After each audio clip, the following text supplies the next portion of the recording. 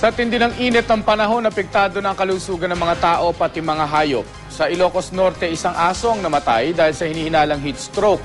Sa Naga City, ilang batang tinatamaan na ng sakit sa balat gaya ng rashes at bungang araw. Makibalita tayo kay Charis Victorio ng GMA Dagupan.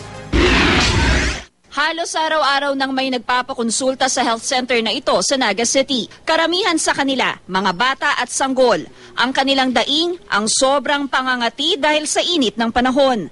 Tuwing tag-init, karaniwan ang mga sakit sa balat tulad ng bungang araw, bulutong at pantal. Pero ayon sa Department of Health, hindi ito dapat ipagwalang bahala. Maraming nagre-reklamo ngayon sa bungang araw. Sa sobrang pagpapawis natin, nagbabara yung ating mga sweat glands.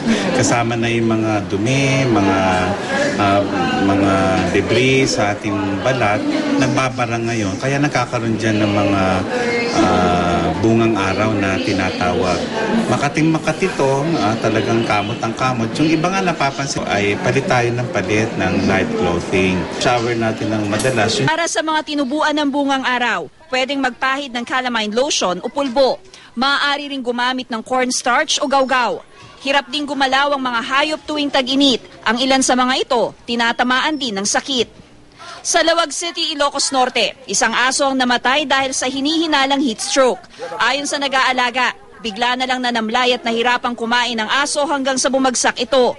Payo ng mga veterinaryo, dalasan ang pagpapaligo sa mga hayop para maibsan ang init sa katawan ng mga ito. Apektado rin ng matinding sikat ng araw ang paglago ng mga bulaklak at halaman. Kaya para sa mga mahilig mag-alaga ng mga ito, mainam daw na piliin ang mga bulaklak o halamang lumalago o nabubuhay kahit mainit. Ipinakita ang ilan sa mga ito sa isang trade fair sa Lingayen, Pangasinan. Kahit na tag-ulan kasi, tag-araw, magbubulaklak yung bugimbilya, tapos yung mga sansevieria, kwan sila Kahit hindi mo madilig ng isang linggo, okay lang. Pag sa araw, yun ang the best talaga para sa bonsai. Kasi tayo tropical countries Yun ang pinaka-the best para ma-develop silang maigi. Mas maganda yung dahon, mas maganda yung bunga, pati bulaklak. Sa UP Diliman, Quezon City, malago ngayong tag-init ang mga pananim na sunflower. Charis Victorio, Nagbabalita, Pilipinas.